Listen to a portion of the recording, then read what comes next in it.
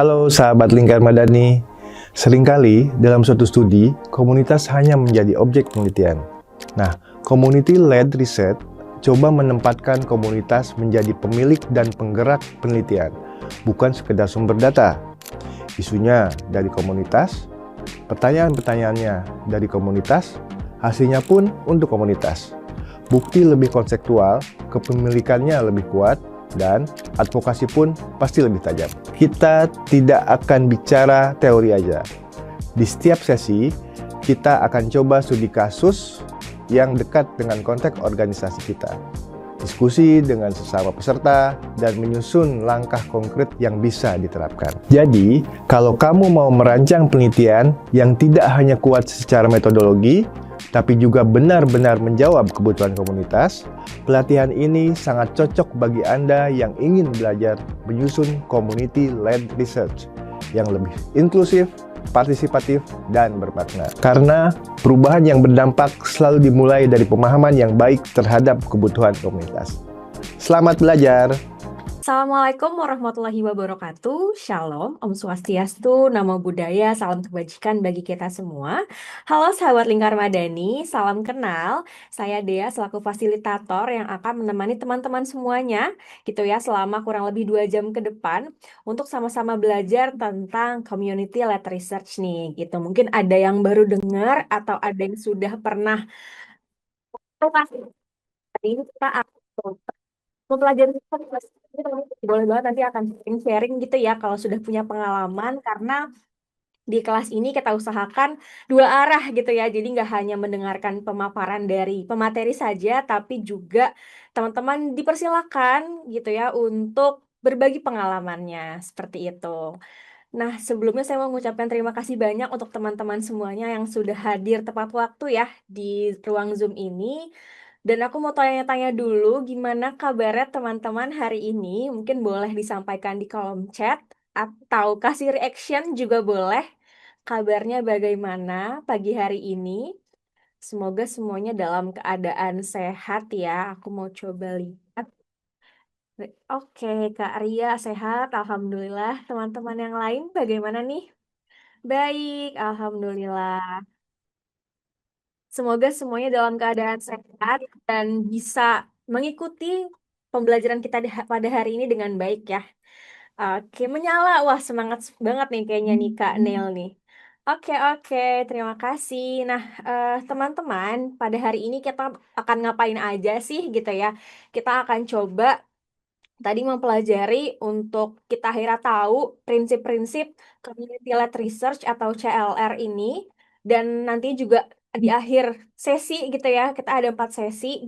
Kita bisa coba juga untuk menyusun draft konsepnya nih, penelitian yang realistis, yang relevan sama kebutuhan komunitas dan organisasi, serta bisa juga nih teman-teman mengembangkan untuk menjadi rencana penelitian yang lebih lengkap gitu. Jadi sangat bermanfaat.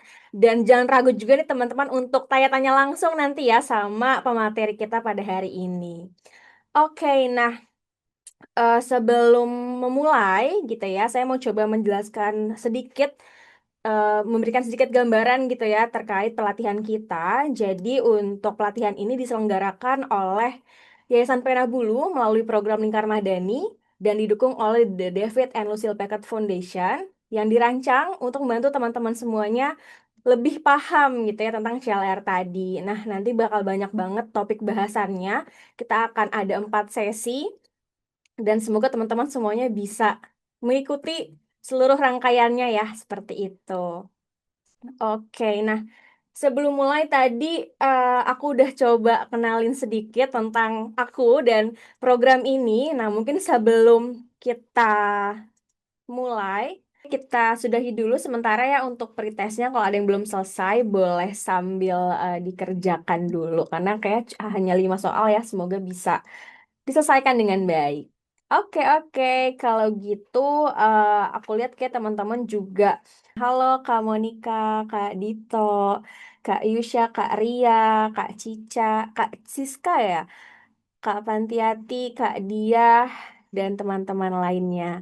Oke, nah sebelum kita mulai, aku mau mengenalkan dulu nih gitu ya pemateri kita hari ini.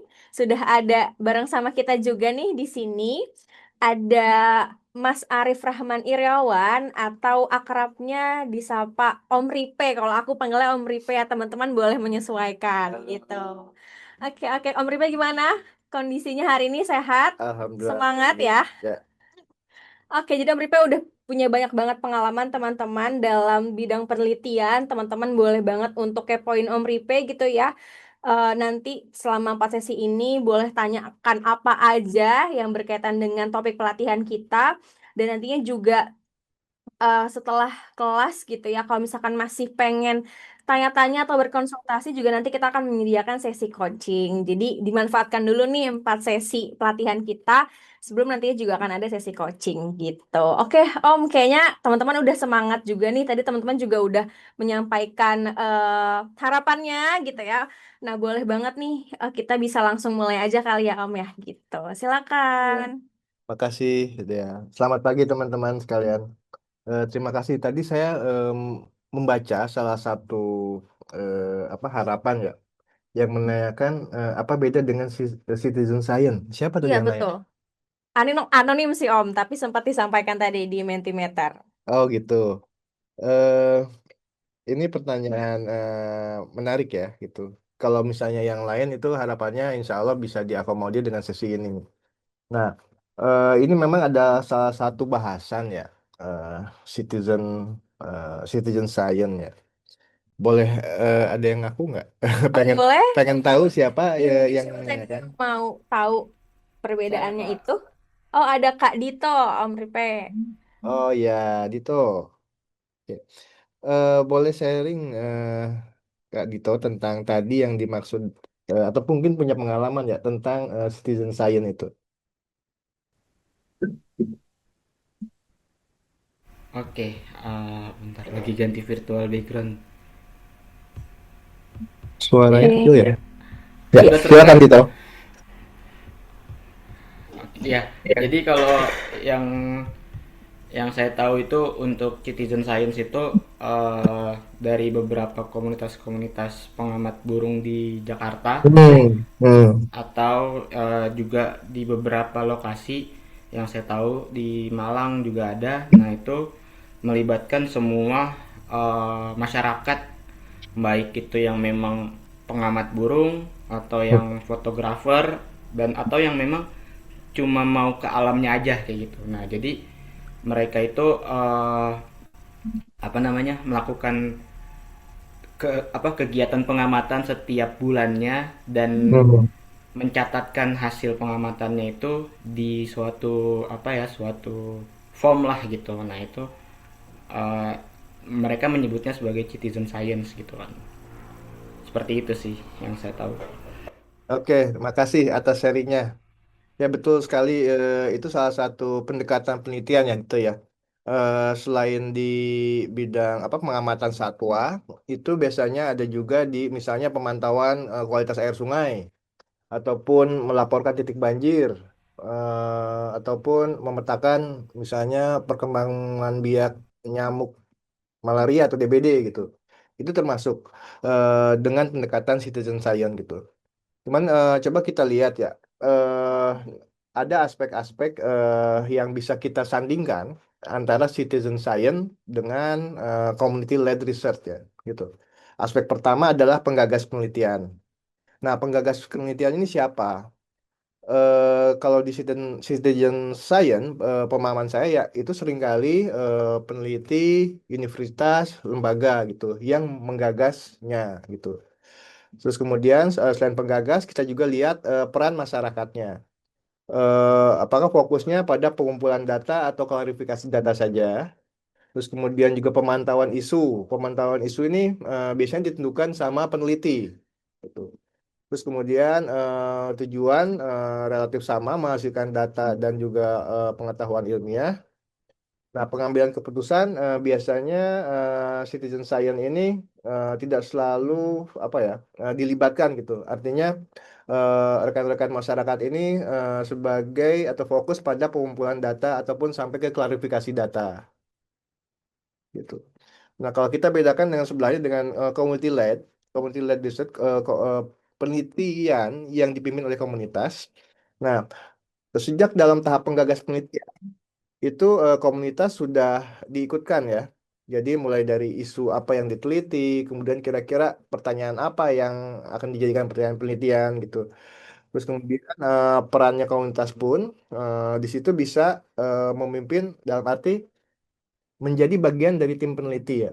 Biasanya tim peneliti itu ada struktur kan, peneliti utama, peneliti, asisten peneliti, dan seterusnya. Setidaknya bagian dari komunitas ataupun masyarakat itu ada di struktur itu.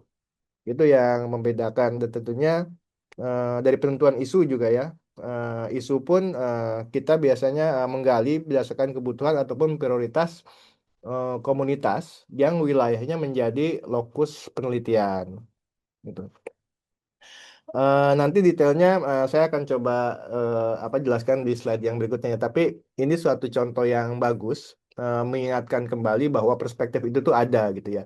Kita bisa membedakan di beberapa aspek itu. Makasih atas tadi tulisannya, contohnya. Oke. Saya bisa share screen. Nah, teman-teman sekalian, mungkin ini yang umum dulu ya. Saya coba sampaikan. Kita pernah merasakan pengalaman ini mungkin sejak waktu kita skripsi ya. Skripsi juga kita eh, apa coba menjalani alur yang saya coba tampilkan di sini. Pertama tentunya memahami suatu persoalan ya, menentukan topik, terus kemudian apa saja yang ingin kita eksplor di situ. Terus kemudian menjelaskan mengapa persoalan ini terjadi, ya. Terus kemudian penelitian yang dirancang pun mengetahui pengalaman kelompok tertentu. Nah, ini berhubungan sama community-led monitoring. Community-led research. Pemahaman teman-teman ini komunitinya siapa nih? Bisa tolong di chat kalau ada yang punya ide. Batasan pemahaman teman berdasarkan komunitinya itu Sebatas apa gitu ya, Om ya ya? sebatas apa ataupun siapa. Oke, boleh teman-teman nih disampaikan di kolom chat atau mau langsung menyampaikan dengan unmute mikrofon juga boleh. Gitu, kira-kira cakupan community-nya ini gitu ya Om ya, Ya, yang teman-teman pahami atau yang selama ini teman-teman coba rangkul atau ajak kolaborasi gitu.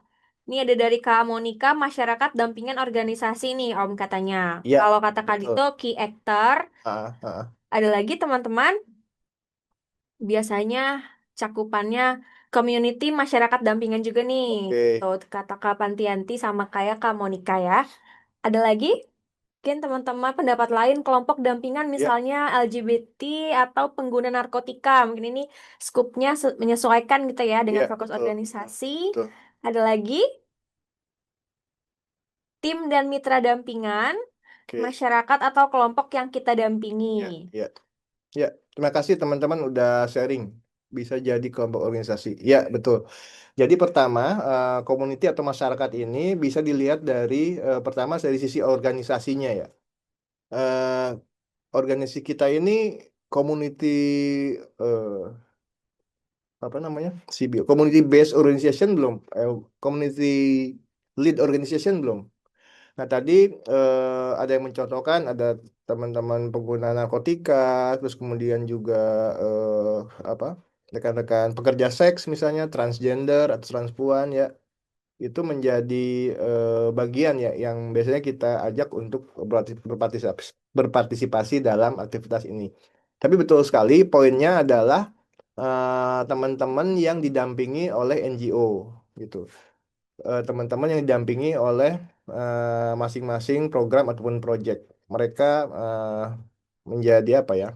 Penerima manfaat dari project yang kita laksanakan, tapi mereka dilibatkan untuk menjadi bagian dari tim peneliti kita untuk bisa menentukan ataupun menyampaikan isu-isu prioritas yang ada di lapangan sehingga rasa kepemilikan ini, baik pun nanti prosesnya maupun hasilnya, mereka bisa lebih menerima dan juga bisa lebih memahami dan tentunya eh, dengan mudah menggunakan hasil penelitian ini untuk berbagai hal, termasuk untuk kepentingan audiensi dan juga mungkin advokasi. Ya. Nah, Jadi secara umum, yang dimaksud dengan penelitian secara umum adalah, saya lanjutkan ya, menilai program atau layanan berjalan, ataupun identifikasi gap ya, dan juga rekomendasi berbasis bukti ya.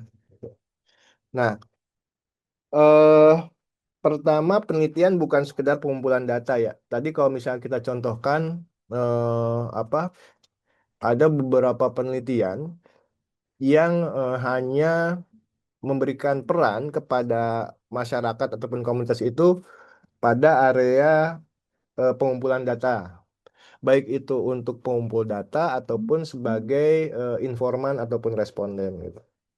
Nah, jadi diharapkan dengan perspektif ini kita bisa lebih menggali ataupun mema- memperbanyak peran komunitas ini dalam suatu aktivitas penelitian. Nah, ini eh, kalau saya udah geser ya. Sudah. Ya, pertama itu dikumpulkan untuk tujuan yang jelas ya. Ini umum ya. Terus kemudian dianalisa secara sistematis, ditafsirkan, dan kemudian yang keempat ini digunakan. Jadi community led research itu sudah mulai melibatkan teman-teman komunitas ini pada tahapan mulai dari tahap satu. Gitu. Nah, kenapa kita CSO perlu melakukan penelitian? Tentunya ini adalah salah satu bagian dari pengukuran eh, dampak ya dari apa yang kita kerjakan. Dampak dalam tataran outcome ataupun impact. Atau bisa juga sebagai penelitian untuk menunjukkan baseline dan juga endline ya sebelum dan sudah project gitu. Nah, eh, kenapa organisasi masyarakat sipil perlu melakukan penelitian? Nah, penelitian ini sepemahaman saya ya, ada yang menjadi salah satu aktivitas proyek teman-teman, ada juga yang menjadi bagian di luar dari aktivitas proyek. Jadi suatu organisasi nih ada suatu penelitian, suatu proyek A, biasanya ada juga di dalam itu sudah ada aktivitas penelitiannya. Tapi yang paling banyak adalah suatu proyek A, proyek intervensi misalnya. Terus kemudian belum ada aktivitas penelitian sehingga membutuhkan merancang sendiri desain penelitiannya untuk bisa mengukur proyek A tersebut.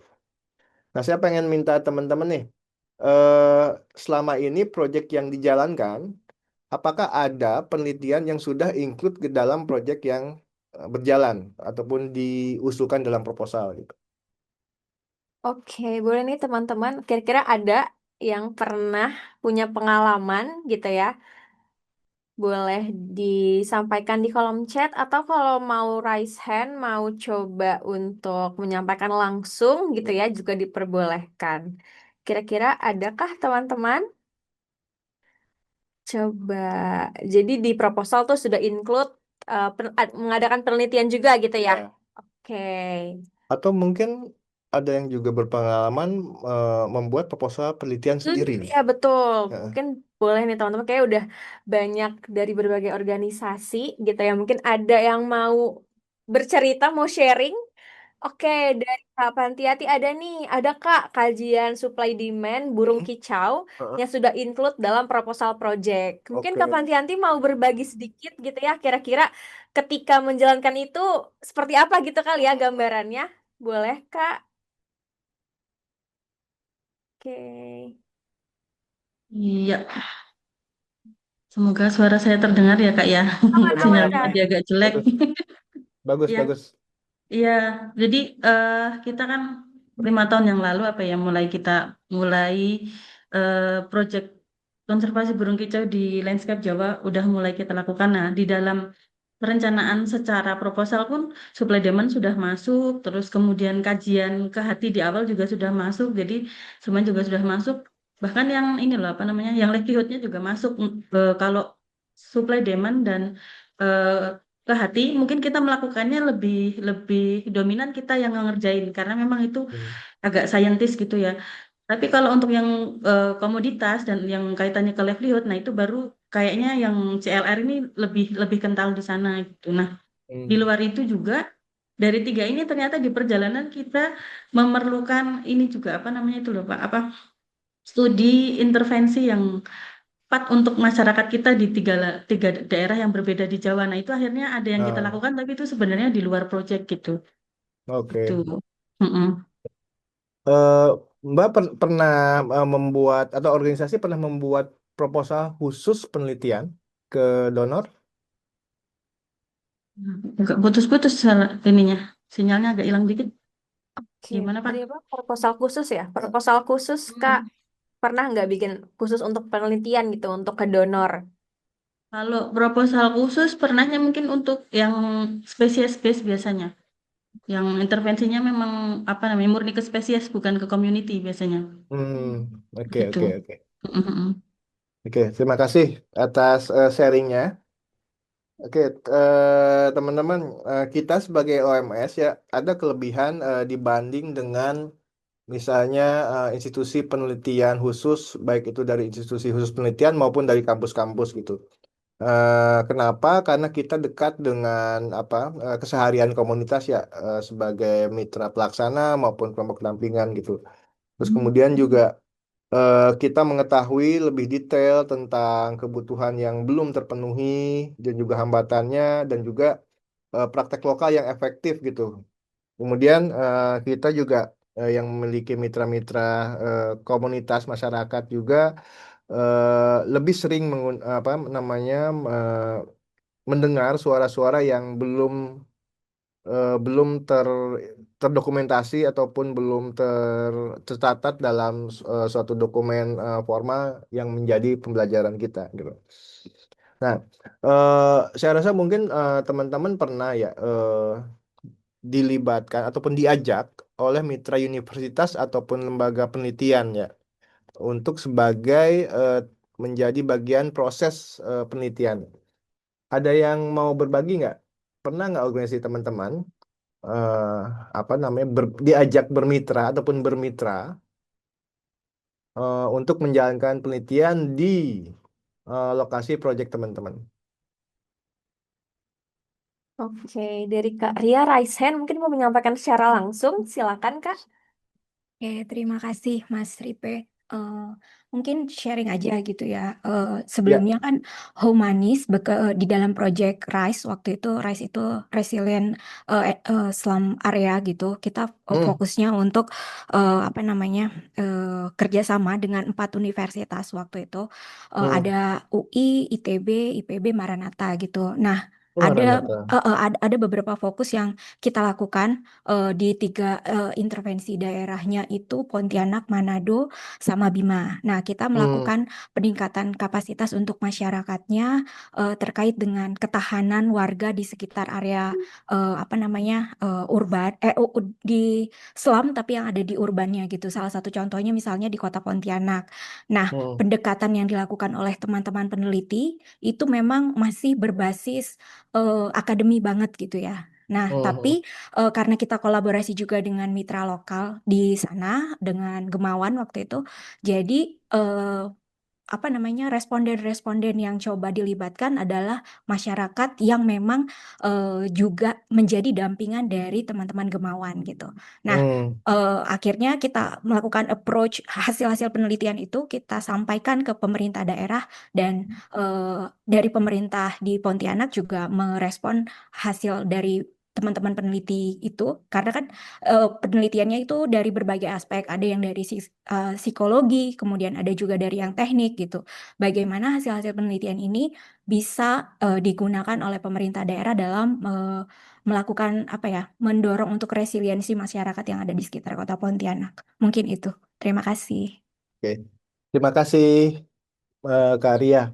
Kalau pada saat pelaksanaan itu ada mitra lokalnya kah di setiap kota itu? Ada, Ada. ada.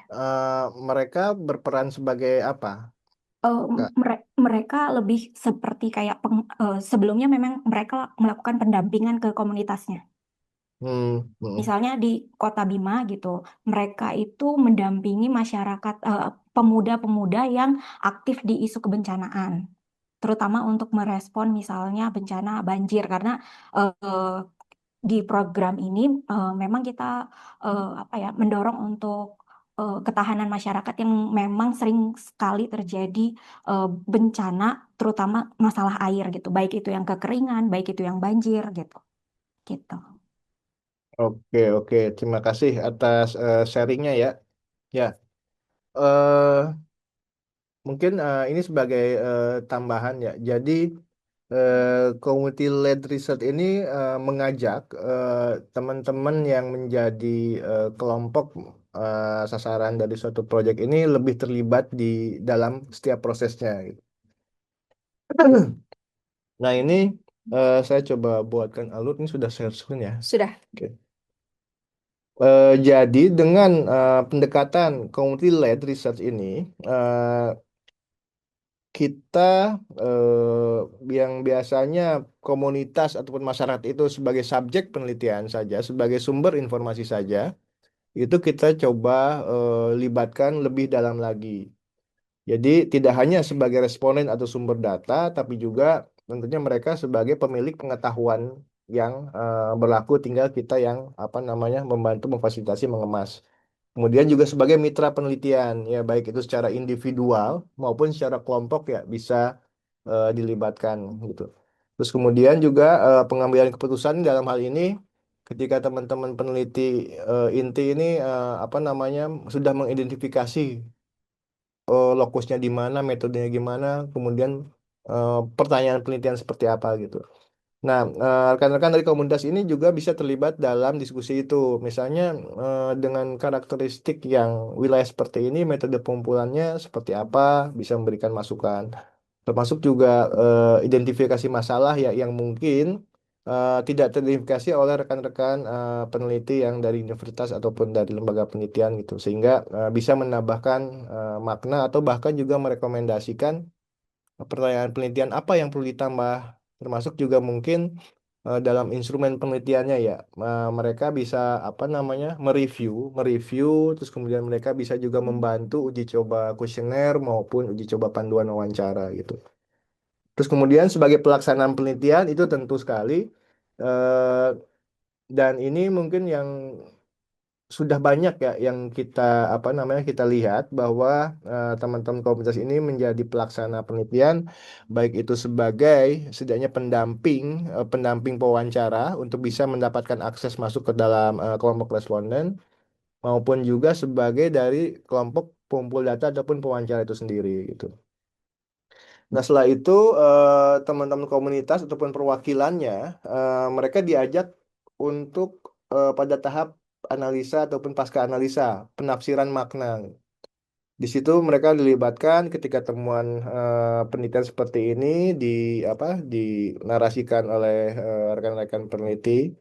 Kemudian hasilnya itu kita coba apa diskusikan benar nggak nih seperti ini gitu. Apakah ada kalimat penyampaian yang apa kurang jelas atau seperti apa. Dan juga terakhir tentunya sebagai pengguna hasil penelitian ya.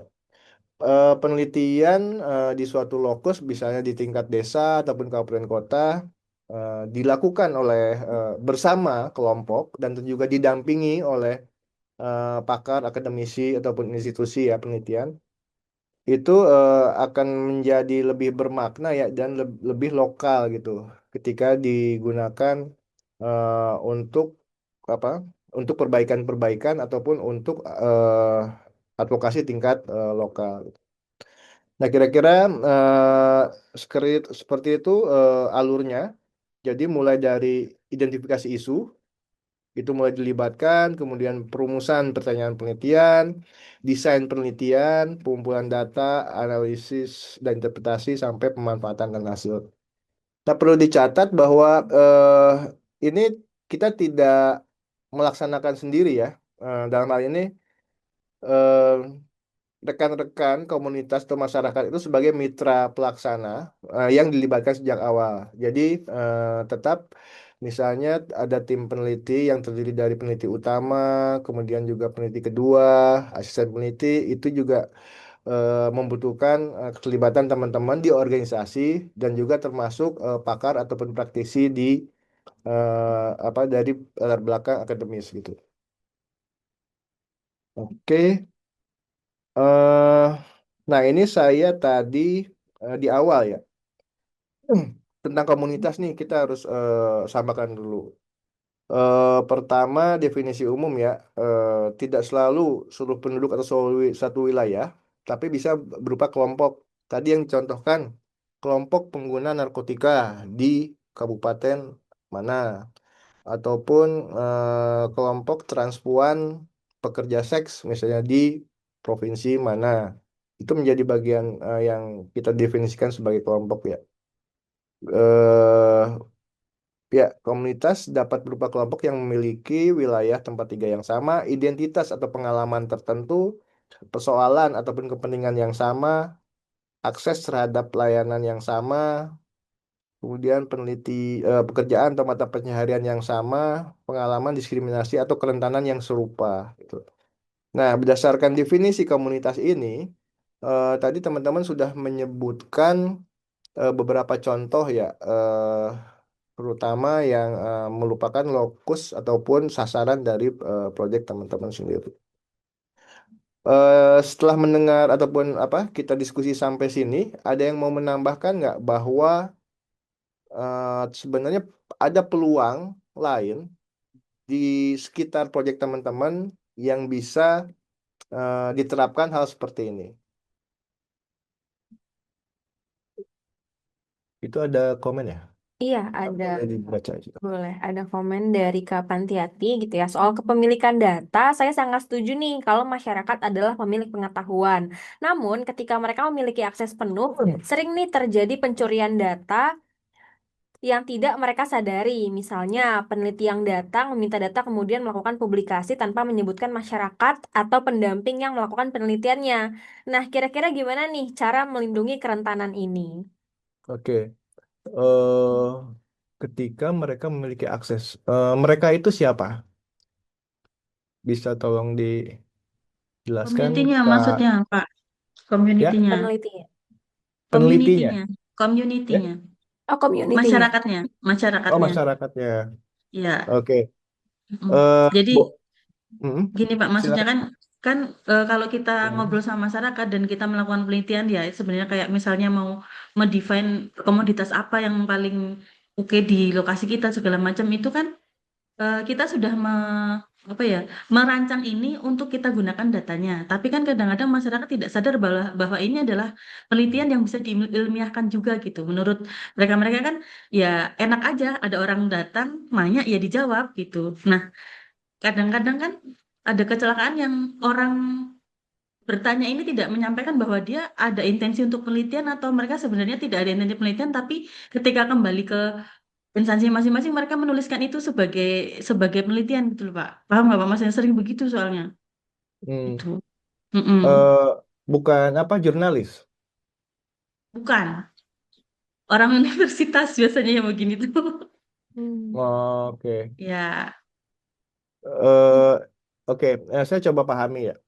Mm-mm. Jadi apa namanya suatu penelitian itu biasanya dilengkapi dengan protokol penelitian gitu. Terus kemudian Mm-mm. di protokol penelitian itu eh, yang harus juga dipahami ya oleh mitra-mitra lokal termasuk di tingkat lapangan eh, itu tentang tujuan, manfaat, terus kemudian juga keamanan data dan apa namanya akses data gitu ya kita mengkontrol gitu.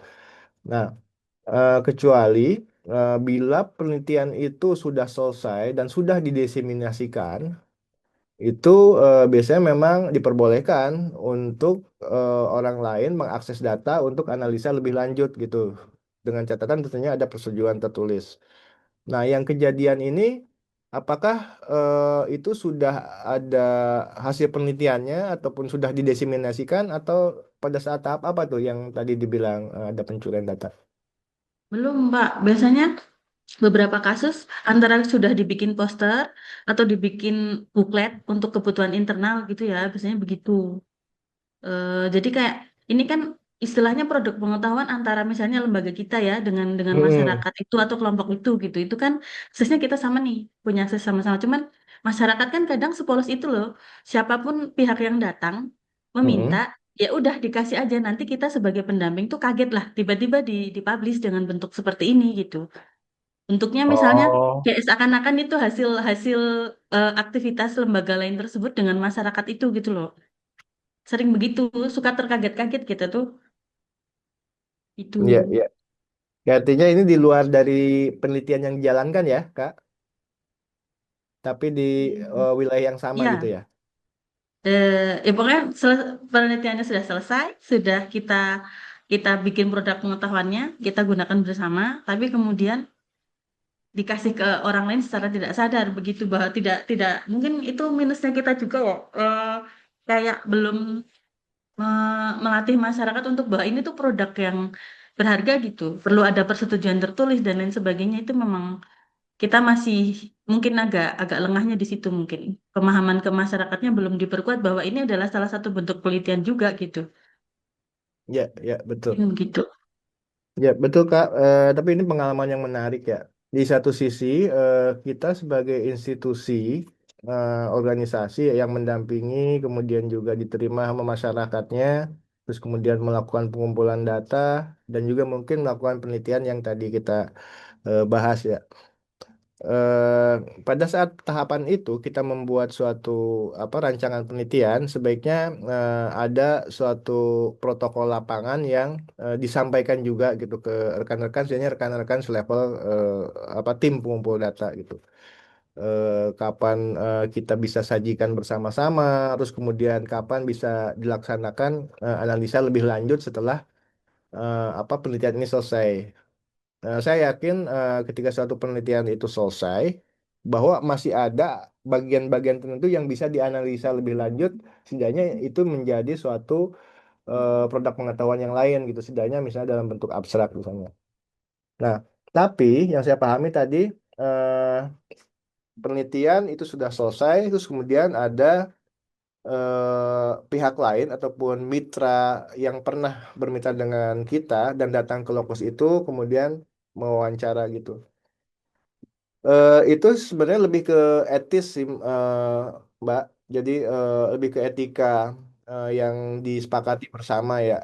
Mungkin ketika ada individu atau institusi gitu datang ke situ, mungkin teman-teman mitra kerja ataupun kelompok teman kita pun apa namanya dikasih pemahaman gitu bahwa mereka memiliki pengetahuan lokal yang sangat menarik sehingga setidaknya bila ada yang wawancara itu ditanyakan dulu tujuannya apa dan juga manfaatnya apa gitu. Karena pengumpulan data, wawancara ataupun FGD ataupun hal lainnya gitu ya, yang baik adalah yang etis adalah ketika ada concern gitu. Mbak Dea, saya ngobrol-ngobrol sama Mbak Dea nih, eh ngobrol-ngobrol hari-hari santai. Tapi ternyata saya buat cerita pribadi Mbak Dia tuh menjadi suatu Tulisan tulisan penelitian. itu. Nah, sebaiknya, bukan sebaiknya, secara etis itu saya akan concern dulu, konfirmasi dulu ke Mbak Dia, kita ngobrol-ngobrol nih. Tapi nanti hasilnya saya akan buatkan tulisan ya. Nanti hasilnya saya akan tunjukin lagi ke Mbak Dia setuju atau enggak gitu. Etikanya di situ ya, jadi Tinggal memang di ada situ. konsennya dulu di situ. Nah, itu mungkin yang perlu di notice dan dikasih pemahaman kali ya ke teman-teman di lapangan juga gitu, atau komunitas-komunitas yang akhirnya tadi jadi sasaran untuk ditanya-tanyain nih sama peneliti Eh, lain gitu. betul. Dan sebuah penelitian itu yang baik, yang layak untuk publikasi jurnal, itu adalah yang melewati uji etik penelitian. Pernah dengar teman-teman uji etik, ethical clearance? Nah, uji etik penelitian ini diajukan bisa ke BRIN, kalau yang levelnya nasional dan juga ada melibatkan penelitian dari warga negara asing, atau juga bisa ke universitas-universitas yang memiliki dewan etik. Misalnya kalau di Jakarta ya, penelitian yang berhubungan sama perilaku itu lebih banyak di Universitas Riset Atma Jaya misalnya. Atau untuk yang hukum ataupun kesehatan masyarakat banyak di UI juga ada Dewan Etik. Nah, Dewan pengajuan etik itu terdiri dari tentunya protokol lapangan, proposal penelitian, termasuk kuesioner. Nah, di situ akan diuji ini etis atau tidak gitu. Ketika apa namanya dilakukan wawancara di lapangan gitu. Termasuk formulir persetujuan pun itu menjadi sangat yang penting ya untuk memenuhi etik penelitian gitu. Nah, kalau misalnya penelitian-penelitian yang melewati uji etik itu biasanya menjadi salah satu syarat ya yang apa untuk publikasi di jurnal ilmiah baik pun nasional maupun internasional. Itu mungkin ya yang bisa saya pahami terkait dengan contoh. Terima kasih udah ngasih contoh kasus ya. Oke. Nah, ini saya kembali ke slide ini. Jadi contoh komunitas ya. Komunitas perempuan, orang muda, disabilitas, kemudian penerima layanan sosial, komunitas adat, petani gitu, dan lain-lain. Tentunya kalau tadi di sini ada teman-teman dari Burung Indonesia ya, yang apa namanya wilayah apa lokusnya fokusnya juga selain masyarakatnya dan juga eh, apa namanya hewan-hewan burung-burung di sekitar ya. Nah, tentunya komunitas yang di sini yang dimaksud dalam definisi adalah tentunya komunitas atau masyarakat yang berada di lokasi wilayah kerja gitu. Bukan burung-burungnya ya. Wah, ya, oke. Sampai sini ada yang mau dikonfirmasi dulu nggak? Nah, boleh teman-teman kalau mau ada yang dikonfirmasi atau ada yang mau sharing lagi juga boleh ya. Mungkin pernah ada pengalaman lain dari yang tadi sudah disampaikan oleh beberapa perwakilan teman-teman juga dipersilakan. Siapa tahu pengalaman ini bisa jadi bahan belajar kita sama-sama ya Om ya. Ya, Jadi nanti kita punya banyak pengalaman lebih kaya nih. Nah, Kak Nil sudah raise hand. Boleh berbagi Kak Nil atau mau tanya silakan. Oke, thank you Mbak Dea. Aku mau nanya sama Mas Arief ya, terkait tadi hmm, kan penelitian ini tuh harus melibatkan komunitas gitu ya. Boleh di-share nggak contoh perlibatan komunitas itu seperti apa dalam praktiknya? Misalnya kayak dari awal ngajak ngopi bareng dulu sampai apa. Nah itu hmm, kan, ini kan kayaknya agak berbeda ya dari penelitian akademik ya. Terima kasih. betul betul. Teman-teman udah di-share Sudah banget. ada di bahan, sudah dikirim di grup ya tadi untuk bahan bacaannya. Oh iya iya. Nah, itu mungkin menjadi salah satu contoh ya, teman-teman.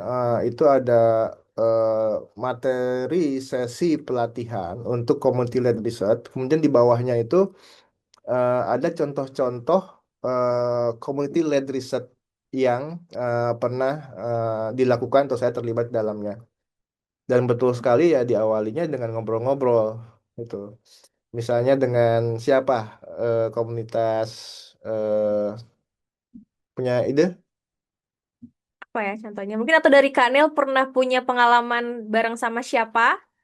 Misalnya ya orang muda pada umumnya lah di Manado Boleh misalnya Gen gitu. Z mungkin ya atau perwakilan-perwakilan Gen Z komunitas ya. tertentu. Ya betul.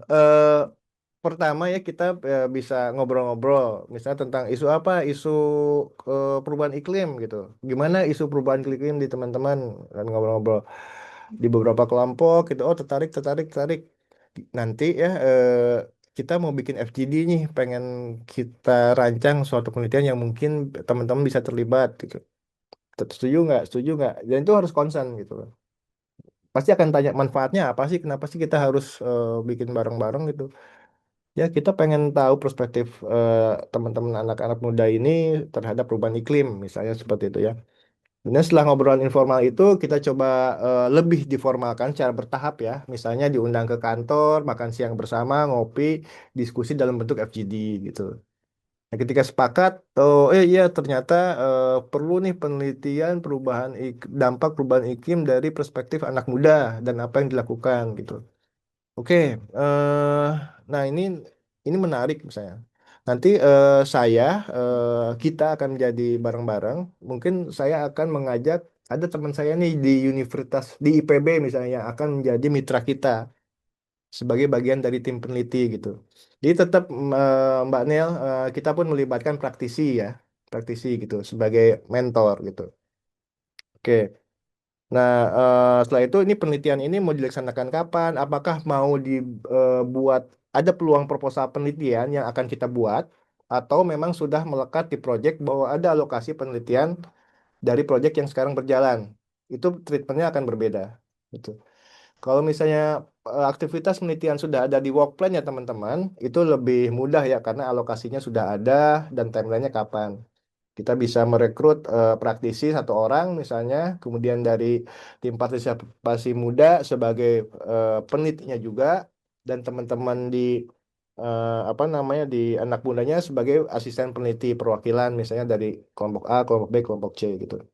Nah, disitulah ada praktisi, ada Mbak Nel dan teman-teman Yayasan Partisipasi Muda dan juga teman-teman mendiskusikan tentang bagaimana akan menjalankan penelitian ini mulai dari isu masalah, tujuan, kemudian sampai juga nanti pelaksanaannya gitu.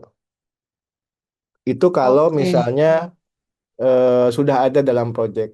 Tapi banyak loh peluang-peluang mini grant penelitian gitu. Dan itu bisa dicoba dengan membentuk tim kecil, merancang mulai dari apa mempelajari kalau proposalnya, difasilitasi tentunya sama rekan praktisi tadi. Kemudian juga menindaklanjuti dengan pengiriman proposal dan selanjutnya gitu. Jadi Oke, dari ngobrol, Kak. Mm-mm. Berarti kalau misalnya komunitas yang kita mau teliti anak muda gitu ya, Mas. Nah, orang muda ini tuh bukan cuman menjadi objek yang mau kita teliti, tapi dia terlibat dalam menjadi tim penelitinya gitu ya. Betul, betul. Oh, Tapi boleh tahu nggak siap-siap. selama ini sebagai apa? Misalnya apakah field fasilitator atau apa gitu? Oke. Saya contohkan di apa ya? eh ini dari teman-teman perempuan perempuan pengguna narkotika gitu. Ada satu NGO atau komunitas khusus perempuan pengguna narkotika di Bogor. Dia ingin melihat dam apa bagaimana kejadian kekerasan berbasis gender di rumah tangga teman-teman perempuan itu gitu. Nah, waktu itu saya dari Penabulu, terus kemudian juga ada rekan lain dari UI gitu, terus sama teman-teman lembaga itu. Lembaga itu kebetulan community led organisasi ya. Jadi memang mereka komunitas yang membuat organisasi itu. Nah, obrolan itu dari obrolan informal, kita nih kebetulan ada proyek yang mereka sudah teralokasi. Kita ada alokasi dana sekian gitu. Ini outputnya adalah untuk melihat dampak apakah ada kekerasan berbasis gender di rumah tangga kalangan teman-teman pengguna nafsa perempuan gitu. Diskusi ngobrol-ngobrol dengan saya, dengan tim, apa yang teman rekan dari UI. Terus, oke, yang pertama adalah kita diskusi bertiga. Kemudian ini udah ada proposal alokasinya, proposalnya budgetnya sekian. Kita bikin struktur peneliti. Siapa prinsipal investigatornya? Siapa eh, co-principal? Siapa peneliti? Siapa misalnya di situ juga pelibatannya ada mulai dari fasilitator lapangan, betul. Dan juga mungkin bagian yang tak kalah penting adalah administrasi dan keuangan. Itu struktur itu dibuat secara formal gitu. Nah, waktu itu kita mengajukan uji etik ke Universitas Atmajaya. Nah, uji etik itu di dalamnya termasuk adalah SDM tim peneliti itu perannya apa dituliskan, tujuannya apa, kelompok sasarannya siapa, bagaimana cara mendapatkan akses ke dalam kelompok sasaran itu, ya dilampiri dengan protokol lapangan penelitian atau proposal. Diajukanlah ke uji etik gitu di Atmajaya waktu itu. Kemudian dari uji etik itu sebelum disetujui ada feedback. Oh, ini bagian ini harus diperbaiki. Oh, ini form persetujuannya eh, bagaimana cara menyampaikannya itu juga harus dijelaskan gitu kan. Nah, setelah itu oke. eh, nah, teman-teman nih mau jadi apa perannya selain yang di tim inti? Oh, ternyata ada juga kita ada kebutuhan pengumpulan data lapangan. eh, Kita perlu merekrut tim lapangan. Jadi tim lapangan itu misalnya dari Jakarta Utara, Timur, Selatan itu dua orang, dua orang, dua orang. Kita laksanakanlah workshop berdasarkan protokol lapangan hasil uji etik.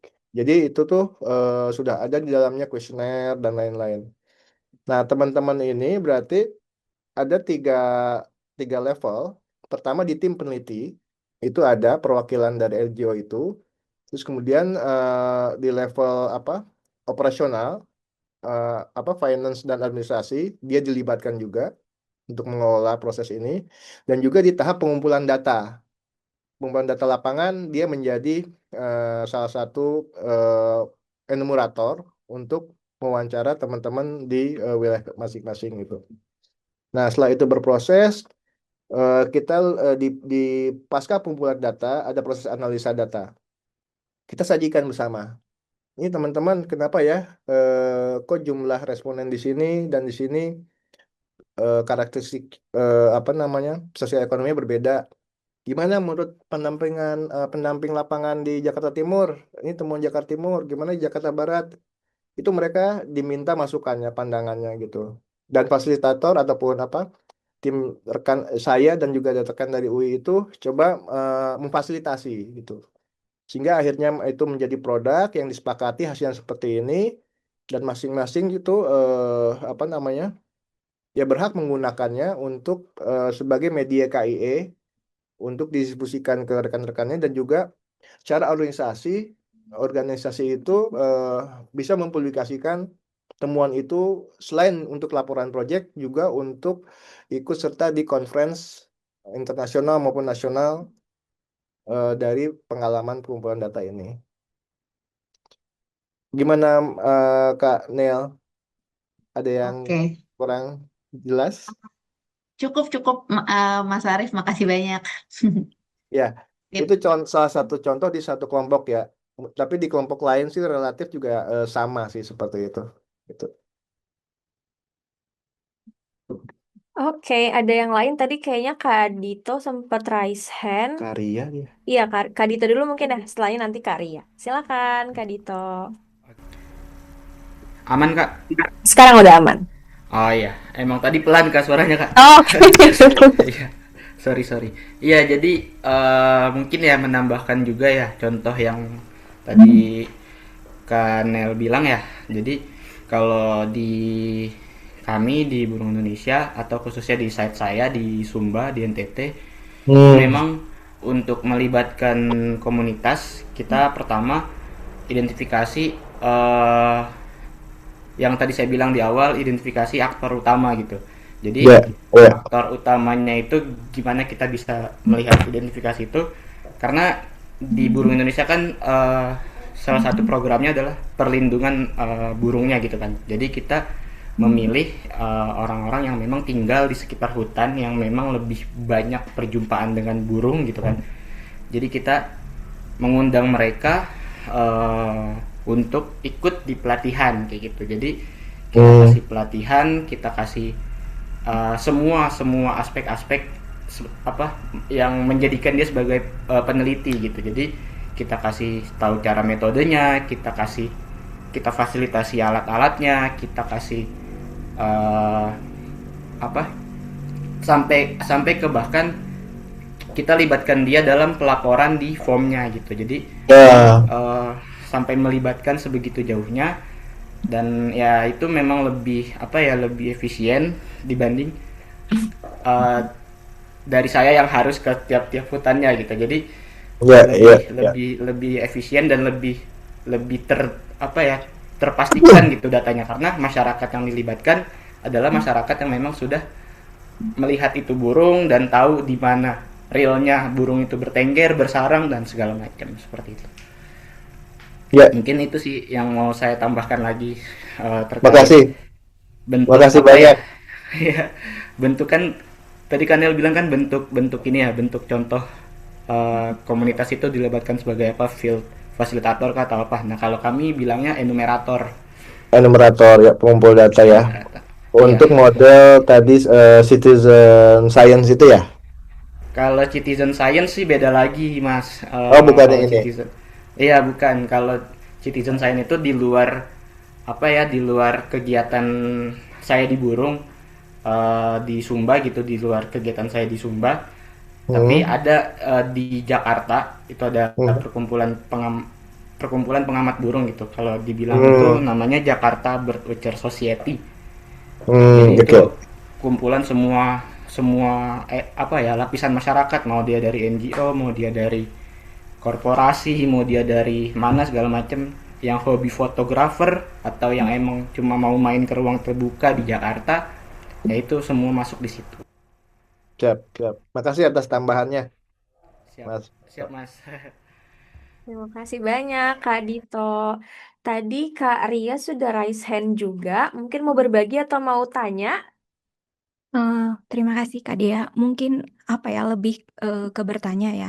Kan yang pertama terima kasih saya telah dilibatkan di dalam pertemuan pada hari ini karena beberapa kali saya mengikuti apa penelitian yang mana saya nggak tahu kalau apa yang saya lakukan itu sebenarnya adalah community based research gitu. Pernah Hmm, terlibat di penelitian misalnya di pengguna narkotika, kemudian di perkawinan anak, kemudian di isu COVID, kemudian di kekerasan berbasis gender juga pernah. Tapi hmm, terus terang bahwa saya tidak terlibat di dalam proses persiapan di awal gitu. Nah, hmm, baru baru terlibat mungkin di proses-proses penelitian atau bahkan ketika data-data sudah terkumpul begitu. Nah, hmm. mungkin saya mau tanya soal apakah ada standar-standar khusus gitu dalam kita mau mempersiapkan soal CBR ini apa namanya penelitian yang berbasis komunitas ini misalnya berapa responden yang harus kita butuhkan di dalam apa namanya penelitian ini atau mungkin adakah standar-standar khusus yang mungkin harus tersaji di dalam hasil penelitian kita. Mungkin itu. Terima kasih. Oke. Terima kasih, Kak Ria. Eh, pertama, saya pengen apa namanya kembali menjelaskan ya tentang yang tadi contohkan tentang pelibatan. Oh ternyata sudah di tahap tengah ya, tidak terjadi awal gitu ya. Jadi mungkin itu sisi community lead-nya belum optimal ya. Tuh hanya baru disampaikan apa baru dilibatkan mungkin pada saat proses pengumpulan data ketika instrumennya itu sudah terjadi, bahkan mungkin uji etik penelitiannya itu sudah dilaksanakan dan sudah oke siap pakai gitu kan. Ya. Tapi itu juga suatu poin yang bagus juga ya untuk di apa namanya diapresiasi bahwa sudah ada pelibatan yang agak ke tengah di tahap tengah gitu. Tidak hanya em, teman-teman ini dilibatkan sebagai informan atau sumber data aja. Itu poinnya. Terus kemudian tentang metode. eh Metodenya itu tentunya tergantung pendekatan apa ya. Dan ini tidak jauh berbeda dengan metode penelitian yang umumnya. Kecuali kalau ada eh, apa namanya kelompok sasaran calon informan itu yang populasi tersembunyi. Misalnya populasi yang bukan populasi umum gitu ya. Misalnya untuk masuk ke dalam populasi ataupun kelompok yang menjadi responden itu perlu melalui rekannya sebayanya. Artinya dengan demikian metodenya misalnya responden driven sample gitu di mana ketika saya mewawancara seorang terus kemudian seorang itu merekomendasikan temannya untuk menjadi responden selanjutnya dengan kriteria inklusi yang sudah ditetapkan seperti dia gitu. Jadi ini eh, dari sisi metode ataupun sampling tidak ada perbedaan secara umum, namun dalam suatu populasi khusus atau kelompok sasarannya yang lebih spesifik itu biasanya dari metode pengumpulan datanya cara masuknya itu yang agak berbeda. Gitu. Kayak itu misalnya pengguna narkotika juga kan itu suatu kelompok yang sulit dimasuki ya gitu. Apalagi ada isu-isu yang berhubungan sama hukum.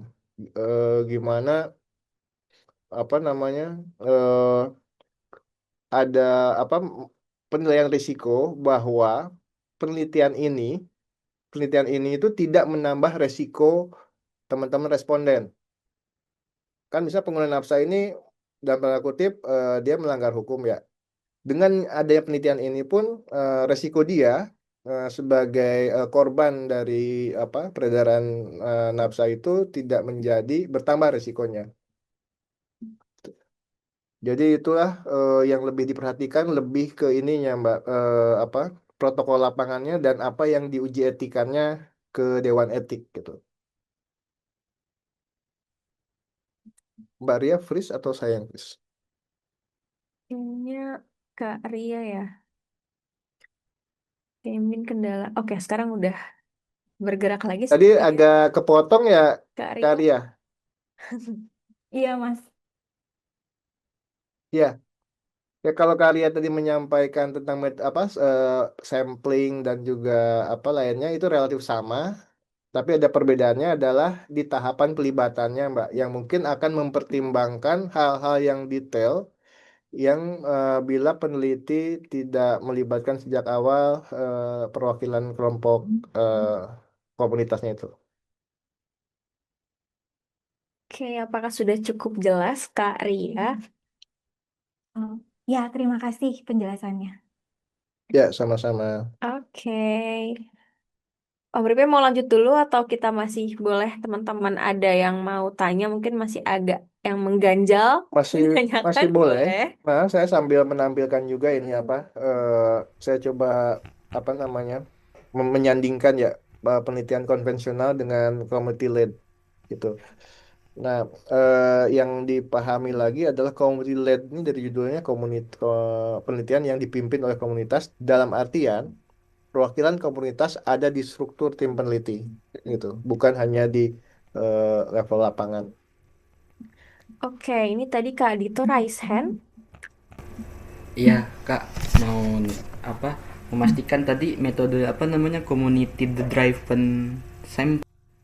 Ya, itu salah satu metode sampel sih. Kenapa? Itu ini kan kayak ini gak sih Mas, snowball sampling gitu. Jadi Iya. dari tokoh utama nanti kita wawancara mereka, terus dari mereka ini merekomendasikan kan siapa berikutnya yang akan bisa kita wawancara gitu kan ya. Ya, betul. Untuk populasi umum biasanya seperti itu, betul. Oke, itu aja Mas. Ya, ya. Oke. Ini Kak Naomi juga sudah raise hand. Mungkin mau langsung tanya atau gimana? Atau mau sharing juga boleh? Oke. Sebentar. Halo Kak Naomi. Ini Tadi dari belum organisasi.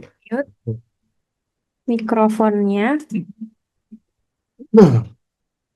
Oke, nah ini kalau organisasinya ini banyak nih, ada dari tadi ya Burung Indonesia, ada dari YPM, Yayasan Partisipasi Muda, terus juga ada dari Wildlife Rescue, terus dari Lekat, gitu, terus ada juga dari Humanis sama dari IOG. Oke. Ya, ini Dea. Tadinya kan kita mau coba apa? eh, bikin kelompok kecil ya di simulasi. Tapi kalau dilihat dari diskusi tadi, isunya lumayan agak beda dan juga kelompok sasarannya ya. Betul. Kalau misalnya saya usul nih untuk diskusi kelompok yang tadinya kelompok menjadi tugas individual gimana? Oh boleh, boleh juga. Atau kalau misalnya ada yang satu organisasi nih kayak dari Buruh Indonesia ada sekitar 2 atau 3 ya, itu Oh, boleh kerja bareng gitu jadi per ya. organisasi. Oke, jadi nanti outputnya per organisasi Iya, gitu ya. iya. Oke, boleh boleh juga. Seperti itu. Jadi nanti kita lebih kaya, lebih banyak Mm-mm. contoh-contoh gitu ya berdasarkan fokus isu atau pengalaman-pengalaman dari teman-teman gitu. Nah, Om sebentar tadi Kak Nil belum sempat nyatet slide sebelumnya. Ini saya kembali. Yang ini ya, sudah ya, yang spektrum. Oke. Ya. Oke, jadi nanti untuk diskusinya teman-teman kita coba sesuai organisasi ya. Jadi kalau yang memang cuma sendiri mungkin jadi tugas individu, tapi kalau ada temannya juga yang bergabung bisa ngerjain bareng-bareng gitu ya Om ya. Mm. Jadi tadi aku lihat seperti yang agak banyak di sini dari Burung Indonesia ada beberapa teman yang join dari Yasiwa juga. Nah, mungkin dari teman-teman yang lain ini boleh dikerjakan sendiri atau kalau di kantor mau diskusi mungkin temennya nggak ikut di sini juga boleh Ya, gitu boleh. ya. Yang penting nanti outputnya adalah per organisasi gitu. Ini saya tadi kembali ke slide yang ini ya.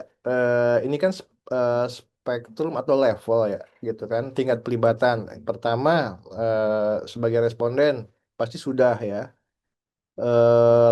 Yang level satu kayak sudah semua nih dilibatkan ya, apa teman-teman dampingannya gitu. Terus kemudian dikonsultasikan, mungkin juga sudah banyak dilibatkan sebagai tahap penelitian ya, terlibat dalam pelaksanaan ataupun peran terbatas gitu, sampai level level yang terakhir ini memimpin gitu.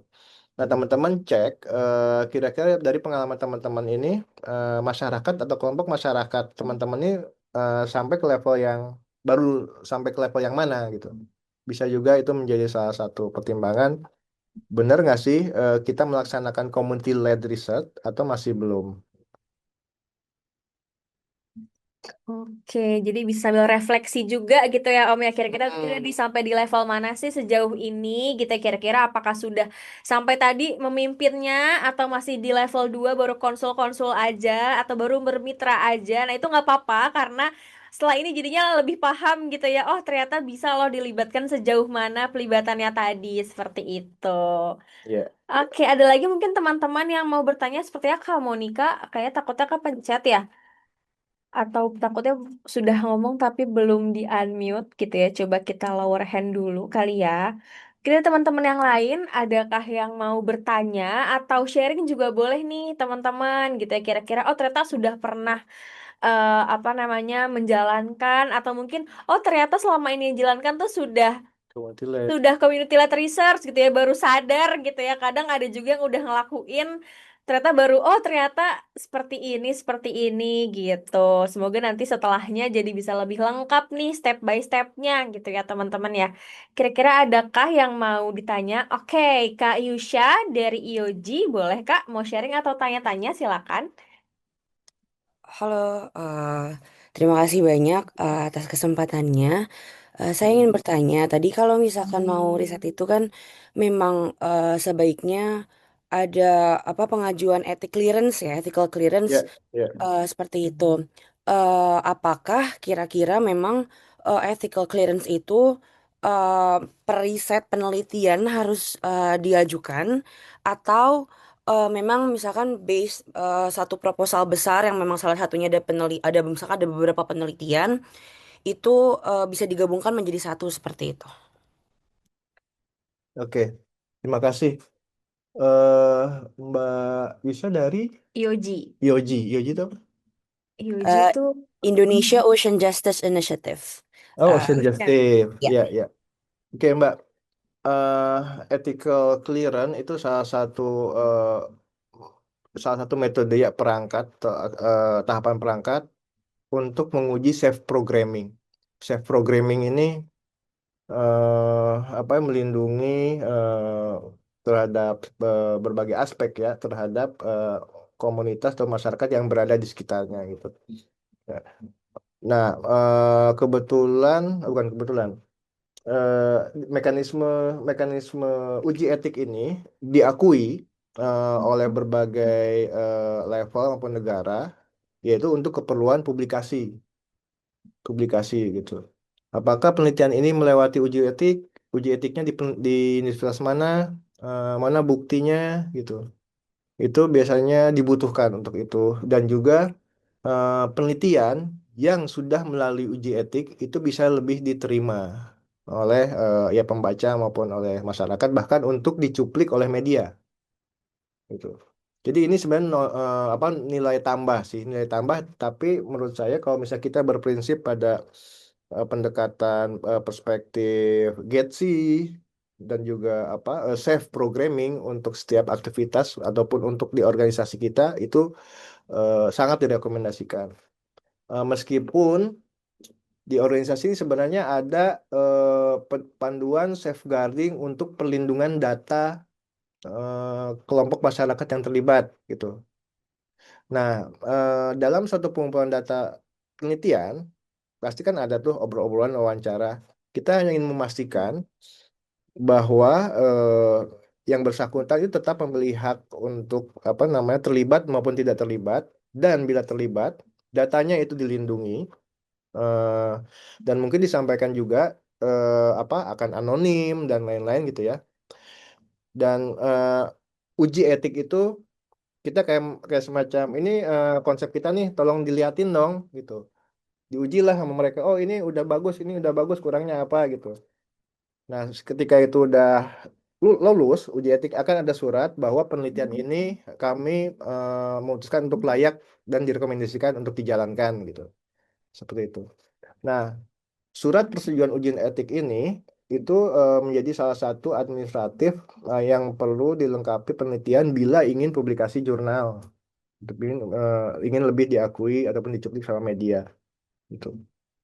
Gitu mungkin. Jadi kalau kalau sunnah tuh sunnah apa? Sunnah Sudah muakkad. muakat, betul. Dianjurkan gitu ya. Ya, gitu Baik-baik, lah. terima kasih. Karena mungkin saya akan cerita sedikit. Saya yang dilakukan sama IOG ini mungkin agak berbeda karena kami sebenarnya bukan organisasi pendamping, tapi kami lebih ke think tank yang memang Oke. lebih memang biasanya kami melakukan merumuskan rekomendasi kebijakan atau apa namanya melakukan kajian teknis, namun memang biasanya kami melakukan diskusi, isunya diangkat dari teman-teman komunitas dan langsung kami terjemahkan atau kami rumuskan ke rekomendasi kebijakan untuk kami serahkan ke pemerintah seperti itu. Nah, Hmm. makanya apa namanya uh, apakah kira-kira memang ini merupakan suatu community led, itu juga masih agak ada blurnya seperti itu sih mungkin. Hmm. Ini saya konfirmasi, berarti lebih banyak analisa data sekunder ya? Betul, analisa data sekunder, lalu biasanya kami klarifikasi konfirmasi ke teman-teman dan kami menanyakan tanggapan pendapat seperti itu. Tapi memang biasanya isunya itu muncul dari teman-teman komunitas secara langsung. Oke, oke. Ya, eh, terima kasih. Ini apa? Tadi kita membicarakan penelitian-penelitian yang menggunakan data primer ya, gitu. Yang mengumpulkan data langsung. Nah, data sekunder ini sebenarnya lebih aman nih, Mbak. Karena kita mencuplik dari berbagai jenis referensi dan juga penelitian yang sudah ada ya, yang tentunya setelah terpublikasi pasti sudah teruji. Nah, mungkin ada yang bisa ditambahkan adalah ketika menyampaikan pertanyaan konfirmasi, itu pun perlu persetujuan. Eh, apa yang diwawancara, tahu tujuan wawancara untuk apa, dan juga haknya apa, dan seterusnya gitu. Saya rasa tidak terlalu masalah ya bila penelitiannya analisis data sekunder, Pak. Lebih aman lah gitu. Oke. Oke. Ada lagi mungkin teman-teman yang mau sharing atau mau tanya-tanya, kita masih punya waktu nih gitu teman-teman untuk saling sharing gitu atau mau coba konfirmasi sebenarnya ini sejauh ini saya ngelakuinnya kayak gini kayak gini kayak gini udah termasuk community led research belum sih Ripe gitu ya. Nah, itu juga boleh nih teman-teman. Coba tahu masih agak-agak bingung. Hmm, Tadi mungkin masih agak-agak abu-abu nih ya. Sebenarnya ini apa sih masuknya gitu. Nah, ya. boleh nih teman-teman kita sharing atau mau tanya-tanya lagi juga boleh. Tadi mau menambahkan, Mm-mm. deh, ya, penelitian data sekunder pun Mm-mm. eh, sebenarnya bisa juga gitu untuk bisa melibatkan lebih dalam ya eh, terhadap komunitas ataupun populasi yang diceritakan dalam penelitian itu. Misalnya tidak hanya diwawancara dengan persetujuan, diwawancara itu step awal ya. Mm-mm. Diwawancara dengan persetujuan dan yang bersangkutan tahu bahwa itu akan diwawancara, itu step level yang bagus lagi. Tambah lagi, ketika sudah jadi, hasilnya kayak gini nih, Kita gimana? konfirmasi lagi ya. Eh, Ada masukan nggak gitu? Tapi itu kita menceritakan soal pemenuhan etis ya, Mm-mm. bukan tentang community led gitu. Kecuali pada saat dilibatkan sejak awal, mulai dari memilih sumber data ataupun dilibatkan. Tapi saya juga belum pernah sih apa namanya menerapkan community led itu dalam bidang penelitian yang analisis data sekunder Mm. gitu. Nah, mungkin bisa dicoba nih ya sama teman-teman IOG nih. Mungkin bisa jadi pilot project gitu ya, perdana gitu ya. Mungkin kayak gimana nih dari data sekunder tapi bisa terapin juga sih community led research-nya gitu kali ya Om ya. Boleh nih nanti coba dikulik-kulik lagi nih teman-teman dari IOG. Oke, ada lagi mungkin Halo, teman-teman? iya Mm-mm. Mbak, Halo, Bang halo Arif. Kak. Iya, Kak Naomi ya. Silakan, iya silakan. benar. Makasih ya Mbak. Ya Bang Arif, aku juga mau nanya nih ya, artinya kan terkait dengan apa namanya riset yang kita lakukan di komunitas ya. Mm-mm. Memang kan ada apa unsur-unsur yang sebenarnya juga perlu kita paham di masyarakat ya dalam konteks apa namanya ada seringkali ini kan tanpa kita sadari kan masyarakat menjadi objek ya objek yang Betul. kita lihat itu. Nah sementara pengetahuan hasil dari riset itu kadang-kadang tidak kembali kepada mereka. Iya, iya, Nah, itu iya. salah satu catatan yang kemudian kan kita lihat itu mungkin juga menjadi penting ya soal etika tadi ya tadi bicara soal etika atau etiknya itu. Terus Mm-mm, yang mm-mm. berikut itu menurut saya juga penting dalam konteks eh, ketika kita melakukan proses apa namanya risetnya itu. Nah, kadang-kadang kan sebenarnya banyak sekali persoalan yang kita temui itu di Mm. masyarakat. Nah, dan bagaimana kita membuat bahwa hasil riset kita itu kemudian kan terkerangka atau fokusnya itu dia dia dapat gitu ya dari hasil Mm-mm. itu. Nah, kadang-kadang kan ya seperti tadi saya bilang bahwa kita jadi lihatnya itu kemana-mana gitu. Kadang-kadang Mm. ketika kita menulis jadi pusing ini barang jadi bukannya apa tuh apa ujungnya kita dapat tapi malah menjadi apa ya kayak jalan yang benar-benar membuat kita apa seperti pusing gitu ya melihatnya begitu membaca kembali begitu karena melingkar jadinya. Nah mungkin itu salah satu sih untuk saya pikir itu mungkin penting bagaimana cara apa sebagai seorang peneliti seorang apa namanya kita bagaimana membuat riset kita tuh kemudian tuh jelas gitu apa yang kita teliti objeknya, kemudian juga informasi yang kita gali, kemudian apa yang bisa keluar dalam bentuk apa namanya rujukan-rujukan yang memang bisa tersampaikan begitu. Mungkin itu sih saya apa butuh-butuh masukan gitu. Terima kasih. Ya, makasih. Eh, Bu Kak Naomi dari Dari PPMA ya? Iya benar, PPMA, betul. ya, PMA. Papua. Oh, di Papua. Oke, betul. makasih Kak. eh Kita bisa melakukan dari diri sendiri. Setiap kali menulis proposal ataupun argumen, ganti kata objek menjadi subjek. Subjek penelitian, kita menulis dengan melibatkan subjek penelitian, gitu. Kita coba hindari dari kita sendiri bahwa responden itu adalah objek, masyarakat itu adalah objek, tapi lebih ke subjek ya, gitu. Itu yang pertama Kak, mungkin yang bisa apa namanya kita coba dari diri kita sendiri gitu. Setiap kita bicara atau penelitian atau menulis proposal, menulis laporan, hindari kata objek menjadi subjek penelitian. Gitu. Itu apa namanya dari frasa itu partisipasinya bisa lebih ya karena dia SPO atau apa subjek predikat objek. Objek. Ya dia kita coba apa namanya geser paradigma kita bahwa responden atau teman-teman masyarakat ini sebagai subjek penelitian bukan objek penelitian. Itu yang pertama Kak.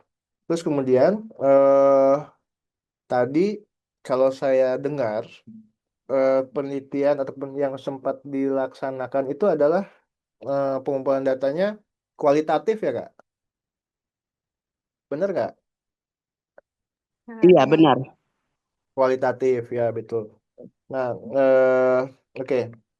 Kuantitatif memang lebih lebih gampang, lebih rigid ya karena kita sudah ada instrumen dan instrumennya pun berupa sesuatu yang bisa dikuantifikasi gitu ya, ya Mhm. tidak, angka dan seterusnya ya. Itu lebih mudah gitu. Iya. Mm. Dan tentunya itu kan apa kuesioner ataupun angket ya kita juga Mhm. akan dilengkapi ya apa namanya dilatihkan juga makna-makna dari setiap pertanyaan begitu kan kayak ya. Iya iya. Oke. Nah tadi benar dugaan saya kalau misalnya itu memang apa namanya kualitatif Kualitatif itu memang ada potensi berkembang ya. Tapi yang Mhm. membatasi adalah panduan wawancaranya. Hmm. Ya, ya. Jadi, mm, jadi sudah dirancang. Kita mau wawancara di desa A dan desa B, panduan wawancaranya sama, gitu ya. Ada berapa tema? 5 tema misalnya. Ya. Pewawancara si A dan si B memegang panduan wawancara yang sama, gitu. Dan selain panduan itu, selain pertanyaan penelitian yang sudah ada di panduan wawancara itu, di atasnya tentunya ada tujuan tujuan dari penelitian itu ya, gitu. Ya, ya. Nah, tantangannya Tujuannya adalah, berarti. betul, betul. Tantangannya adalah kualitatif ini selain panduan wawancara, untuk kualitatif ini si pewawancara itu sendiri menjadi tools. Hmm. Jadi selama dia mengingat, oh tujuan studi ini adalah untuk memetakan, untuk Mhm. mendapatkan informasi kerentanan masyarakat di sekitar tambang, misalnya gitu. Betul. Hmm. Eh, it- itu belum apa namanya, tidak termasuk dalam panduan wawancara mendalam gitu ya. Ya. Nah, nah, ketika ada hal yang menarik, tapi berhubungan sama tujuan penelitian, itu nggak apa-apa Mhm. menjadi informasi yang didalami ya, selama Ya, ya. 5 pertanyaan dasar tadi sudah terpenuhi, Betul. gitu Kak. Ya, Eh, ya. ya memang akan seperti itu kalau kualitatif ya, Eh, Kak. Mhm. Jadi ada peluang seperti itu, tapi acuannya adalah, atau mungkin yang akan repot adalah nanti tahap pengumpulan data, tahap analisa ya, tahap analisa teman-teman yang akan membuat menjadi transkrip, kemudian juga diolah sama software analisa, itu mungkin akan dikasih tahu gitu bahwa ada tema informasi yang didapatkan di desa A. Dan itu memungkinkan sekali. Dan itu pasti ada keunikan di setiap lokus. Hmm. Bagus, bagus Kak. Itu bisa di Kasih. apa, tata sebenarnya. Makasih. Kasih. Ya. Oke, terima kasih banyak, Kak Naomi. Mungkin teman-teman yang lain ada lagi kah yang mau bertanya? Kita masih punya waktu nih kalau teman-teman ada yang mau tanya atau mau share juga. Atau mungkin dari Om Ripe mau ada tambahan dulu. Ya, ini Boleh. yang slide yang saya coba jelaskan ya. Tadi sebenarnya sedikit-sedikit sudah apa namanya, sudah dibahas juga. Ini contoh sederhana nih. Apa bedanya dengan community led research dan tanpa ya? Kalau tanpa community led research itu organisasi ataupun universitas ataupun lembaga penelitian itu meneliti isu yang dipilih oleh sendiri gitu. Tapi dengan melibatkan komunitas dalam desain awal, itu kita bisa mengakomodir menurut mereka isu yang paling penting tuh apa Mm-mm. gitu. Misalnya dari Jakarta nih, kita mau ke NTT, kita Mm-mm. ngelihatnya masalah stunting Mm-mm. gitu kan. Padahal yang lebih penting di sana hal yang berbeda gitu ya. Mm-mm. Misalnya sumber air Mm-mm. yang lebih spesifik Lebih ya, spesifik. berhubungannya juga dengan stunting gitu. Mm-mm. Nah, itu menjadi memperkaya kita juga sebenarnya. Terus yang kedua, kalau misalnya tanpa community led, bagi apa, dan masyarakat, hasil akan menjadi laporan. Jadi tadi yang dicontohkan, ini hasilnya seperti ini bro, dalam satu buku gitu ya, belum tentu dibaca meskipun di share ya. Mm. Tapi akan lebih bermakna bila digunakan apa, dalam bentuk tulisan-tulisan yang bernuansa lokal, sehingga langsung bermakna misalnya bagi kepala desanya, malah bagi tokoh masyarakatnya, bagi apa namanya, pemerintah kabupaten misalnya. Karena suara-suara itu, suara lokal itu lebih didengar dibanding ini Universitas Indonesia melaksanakan penelitian eh, di Sorong, di Kupang, dan di Maluku Mm. Utara misalnya. Pemda setempat akan lebih apa ya, lebih perhatian gitu, tidak hanya sebagai UI-nya, tapi di situ ada suara-suara lokal, suara-suara setempat yang tidak tidak akan meleset jauh dengan situasi lapangan bila dilihat hanya dari jarak jauh gitu. Mhm. Jadi itu juga jadi bermakna ya. Terus kemudian yang satu lagi, tanpa community led, perubahan terbatas atau tidak berkelanjutan. Ini di level masyarakat ya, di level masyarakat gitu.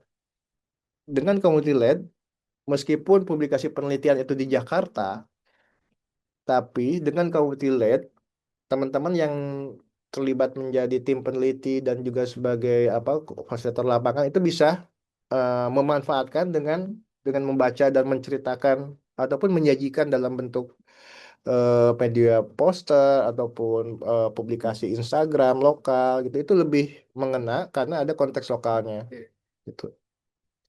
Itu mungkin yang saya tambahkan untuk ini sedikit ya tentang contoh ya. Oke, dari teman-teman ada lagi yang mau bertanya?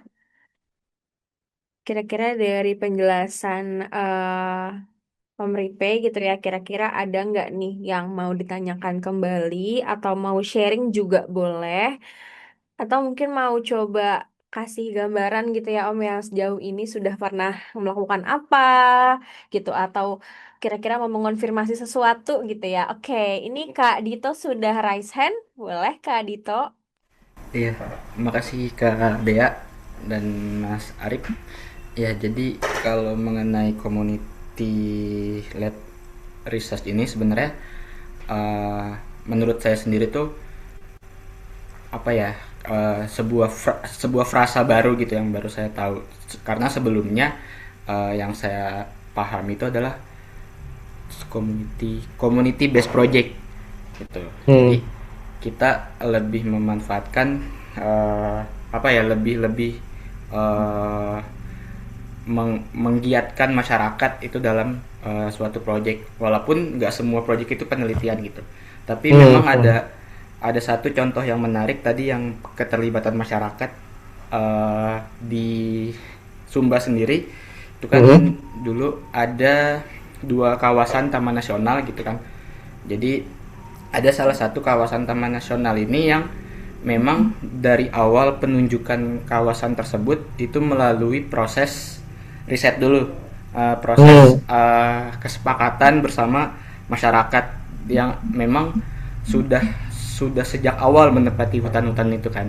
Nah, jadi kita melibatkan masyarakat adat yang memang masih memiliki kampung adat atau batu kubur adat di wilayah hutan, dan itu yang memang kita fasilitasi agar tidak menjadi sebuah apa ya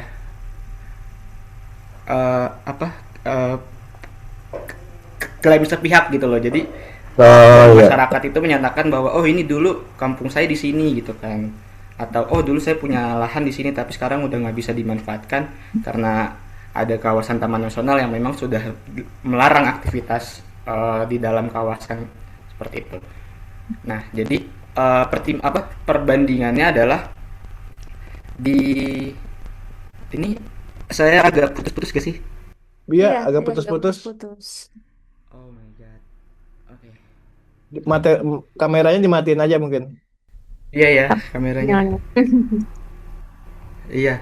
Iya, jadi memang ada pertimbangan yang cukup kerasa gitu dari keterlibatan masyarakat yang dilibatkan secara aktif atau tidak. Jadi ketika yang Taman Nasional ini yang kita bantu fasilitasi untuk pengukuran tata batas semuanya, itu memang menjadi rawan menjadi minim konflik kepentingan masyarakat dengan kepentingan kawasan konservasi gitu. Nah, sementara di masih di Pulau Sumba juga ada kawasan Taman Nasional juga yang baru selesai, baru definitif tata batasnya itu baru selesai di tahun 2025 kemarin. Nah, itu memang sepanjang penetapan kawasan itu masih terjadi konflik saling mengklaim gitu. Jadi dari pihak Taman Nasional pun belum bisa menjelaskan secara definitif karena belum melakukan tata batas. gitu. Jadi kan Hmm. kalau mungkin ya untuk penentuan tata batas itu kan kalau di kawasan konservasi kita banyak masih menggunakan referensi dari peta-peta zaman Belanda gitu kan. Hmm, hmm, Nah, hmm, hmm. jadi eh, upaya yang dilakukan untuk menjaga kawasan konservasi di kawasan Taman Nasional tersebut masih menggunakan pakai peta Belanda yang memang semakin tidak relevan ketika sudah ada masyarakat yang menempati begitu. Hmm, Nah, oleh hmm. karena itu memang eh, ya menurut saya sih penting juga gitu untuk melihat atau untuk melibatkan masyarakat jauh eh, jauh melibatkan masyarakat untuk penetapan kawasan konservasi. Soalnya di wilayah lain di NTT, di Pulau Timor, di Hmm. Rempang, itu ada penetapan kawasan baru Taman Nasional Gunung Mutis kalau nggak salah namanya. Itu penuh konflik karena masyarakat tidak diajak, masyarakat tidak dilibatkan, masyarakat tidak ya tidak diajak duduk bareng, duduk bersama untuk penetapan kawasan gitu. Tahu-tahu tiba-tiba sudah ada kawasan, masyarakat sudah dilarang masuk Hmm. kawasan padahal dulu itu tempat mereka mencari makan seperti itu. Itu yang Ya, memang jadi concern kita gitu buat apa ya sebagai fasilitator masyarakat, sebagai pendamping masyarakat supaya masyarakat tetap terpenuhi kebutuhannya, kemudian eh, penetapan kawasan konservasi juga tetap terjaga, tetap apa ya terlindungi apa yang ada di dalamnya siapa? tapi tidak merugikan masyarakat. Mungkin itu sih yang saya tambahkan. Ya, saya bercerita sedikit aja gitu. Ya, makasih, makasih. Tapi ini relevan sekali kok. Itu berhubungan sama apa namanya pengumpulan informasi lapangan juga ya. Iya, Di, gitu meskipun tidak formal, maksudnya tidak formal dalam bentuk apa namanya pertanyaan-pertanyaan yang tertata, tapi itu ada proses apa pemahaman dan penerimaan gitu dan kesepakatan. iya, Dan itu bagian dari prinsip apa pemrograman yang aman ya, yang adil, safe programming. Itu ya sangat bermakna sekali. Tadi yang dicontohkan pun bagus ya, berarti ada yang penerimaannya baik bila melibatkan sejak awal, ada yang tiba-tiba pengumuman ini sudah ditetapkan gitu kan. Itu akan beda penerimaannya ya. iya. Dan memang kita Makasih. juga di awal tuh apa membuat sebuah dokumen gitu, Mas. Jadi kalau mungkin teman-teman di site lain ya, itu kita kenal KPAD gitu. Apa dokumen kesepakatan pelestarian alam desa yang memang Hmm, isinya itu dari tingkat tapak, dari tingkat kampung, dusun sampai ke desa dan kemudian disepakati duduk bareng bersama bupati setempat seperti itu. Jadi memang prosesnya itu panjang dan ya alhamdulillahnya gitu sekarang minim konfliknya ya walaupun masih ada beberapa spot-spot yang memang masih menjadi kontroversi gitu. ya, ya, ya. Makasih atas contoh penerapannya ya. Makasih bahwa pelibatan komunitas masyarakat sejak dari awal itu lebih bermakna dan bisa diterima. Oke. Oke, terima kasih banyak Kak Dito untuk sharing-sharingnya ya, untuk memperkaya juga nih pengalaman teman-teman. Jadi bisa lihat juga, oh ternyata sudah ada case seperti ini dari organisasi lain. Oke deh, teman-teman mungkin aku sambil mengingatkan juga ya, jangan lupa untuk mengisi form presensinya, sudah dikirimkan di kolom chat. Karena ini jadi syarat juga nih untuk teman-teman nantinya dapat sertifikat seperti itu. Oke, dari Om Ripa ada tambahan lagi. Mungkin setelah sebelumnya kita tadi udah sempat spill ya akan ada tugas. Mungkin Mm-mm. sebelum kita jelasin terkait tugasnya, mungkin ada tambahan penjelasan lagi kah? Ini sih saya lebih banyak memberikan contoh ya, karena dari obrolan kita tuh sebenarnya sudah ada yang apa disinggung-singgung juga ya. Ini kalau tadi sebelumnya kita melihat bagaimana perbedaan pendekatan community-led research sama yang konvensional. Dan sekarang contoh penggunaan community-led research ya.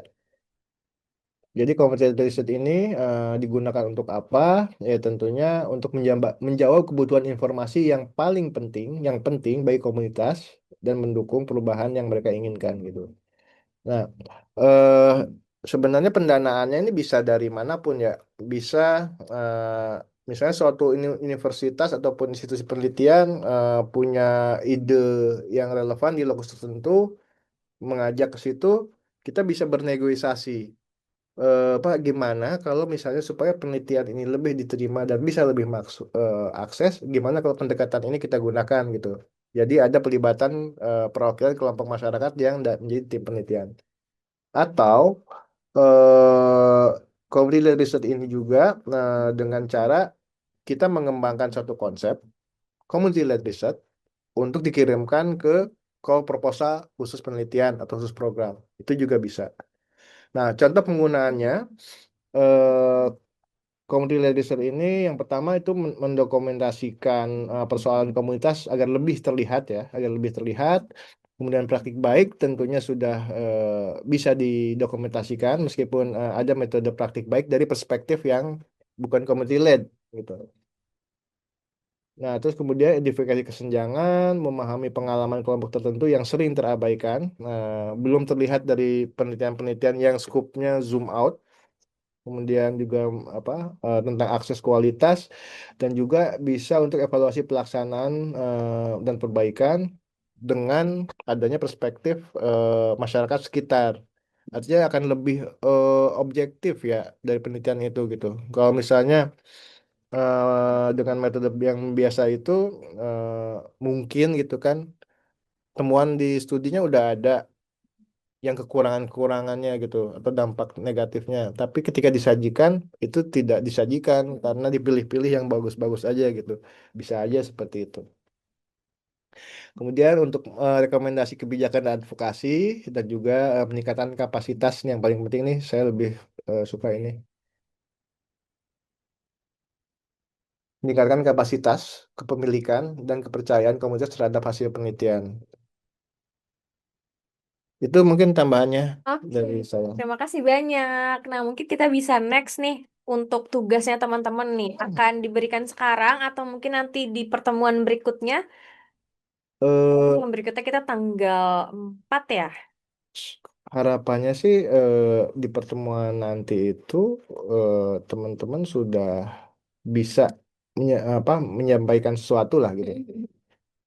Boleh di share screen mungkin. Jadi nanti yang tadi disampaikan, jadi tugasnya itu individu. Biar di pekan depan kita udah punya eh, tambahan ini ya, pembahasan gitu ya berdasarkan organisasi teman-teman masing-masing. Nah, ini Om Ripa akan coba share screen. Nanti kita juga akan dikirimkan di grup ya untuk brief tugasnya seperti apa.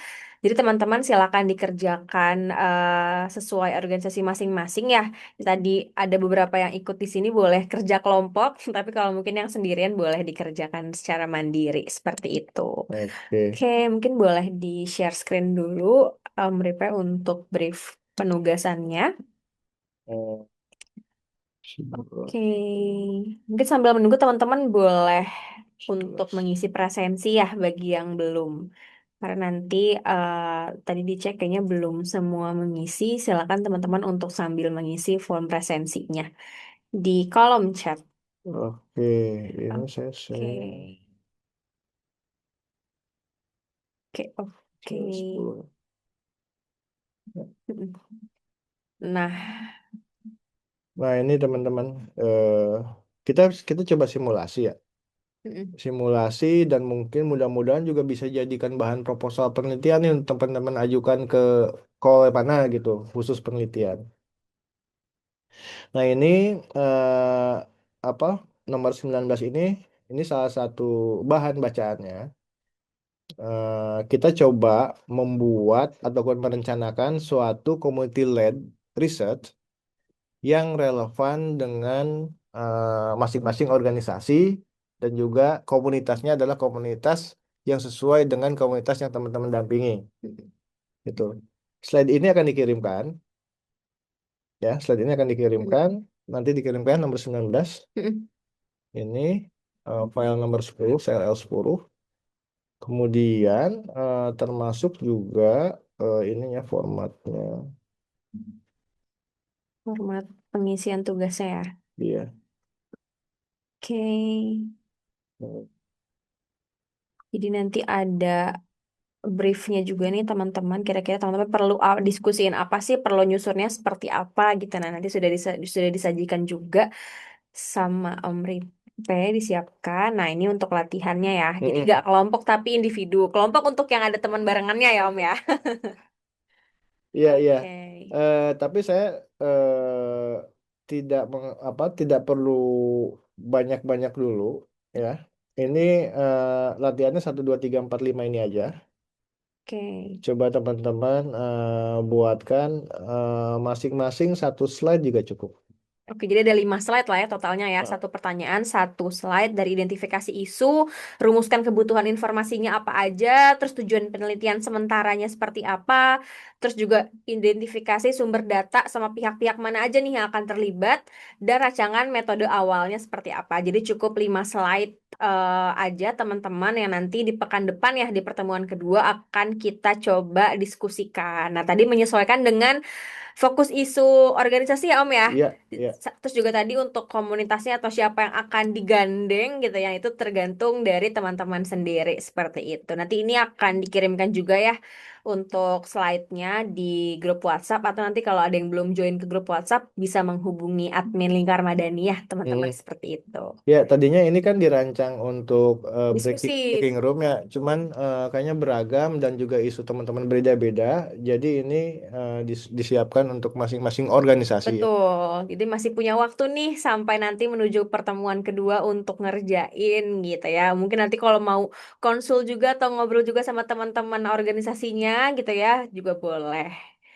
Oke, seperti itu nanti juga apa namanya, boleh dikirimkan ke grup atau mungkin nanti mau disiapkan langsung share screen ketika hari H di pertemuan kedua juga dipersilakan ya teman-teman ya.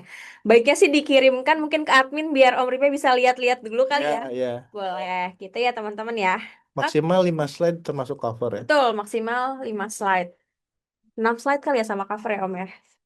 Cover 1 slide. Oke deh, kalau gitu semoga sudah jelas atau ada yang mau ditanyakan dulu teman-teman untuk tugasnya. Kalau ada yang belum jelas untuk tugasnya. Oke, sepertinya sudah cukup jelas ya gitu. Oke deh, kalau gitu teman-teman mungkin sebelum kita tutup, aku mau ajak untuk foto bareng dulu nih, karena kita belum foto bareng nih tadi. Kita coba dokumentasi pertemuan perdana kita di hari ini sebelum nantinya ada pertemuan-pertemuan berikutnya.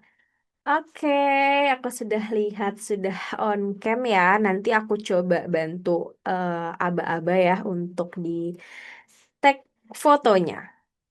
Oke. Ibu ya, tadi ya siwa kenapa itu ya? Iya, mungkin pakai background. Oke, terus. Oke, oke. Boleh yuk, teman-teman. Yuk, 1, 2, 3. Oke, boleh guys. Satu lagi. 1, 2, 3. Oke, terima kasih banyak teman-teman atas kesempatan dan waktu teman-teman hari ini gitu ya, bisa belajar sama-sama, saling sharing juga. Terima kasih banyak yang sudah berbagi pengalamannya di sesi hari ini. Kita akan ketemu lagi di pekan depan ya teman-teman untuk melanjutkan pembelajaran kita. Nanti kalau ada yang bingung bertanyakan di grup juga dipersilakan. Untuk penugasannya juga akan kami kirimkan di grup seperti itu ya teman-teman ya. Sekali lagi terima kasih banyak. Aku Dea mewakili teman-teman dari Lingkar Madani dan teman-teman yang bertugas hari ini. Mohon maaf kalau ada kekurangan ya dari sesi hari ini. Semoga kita semuanya sehat selalu dan bisa ketemu lagi nih di next pembelajaran berikutnya. Terima kasih banyak Terima semuanya. kasih. Selamat Terima kasih siang. Mas Terima Arif, Mbak Dea, kasih. teman-teman. Sama-sama.